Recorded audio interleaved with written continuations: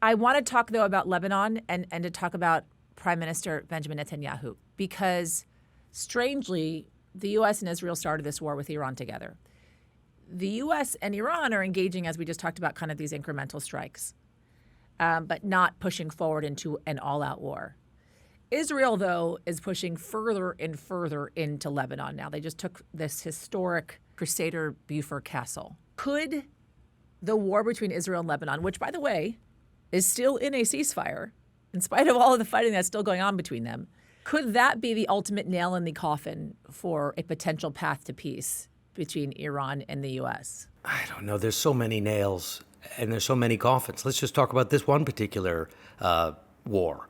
And they're all interrelated because, as you mentioned, Iran broke off negotiations which have kind of been stumbling along, and they look like they were getting close to a deal, but it feels a bit like the horizon or a mirage. You know, the closer you get to it, the further it seems to recede into the distance. The reason the Iranians broke it off is because the war in Lebanon is intensifying. What we've been seeing now over the last couple of days, and even just over the course of today, is Israel intensifying its strikes, moving deeper into South Lebanon, moving more and more people out of the area.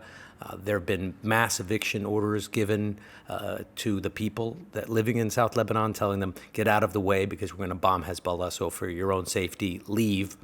But those orders apply to about 17% of the country, an enormous amount of the country. Prime Minister Netanyahu said he's also going to extend attacks to the Dahia neighborhood, which is a Hezbollah stronghold in South Beirut.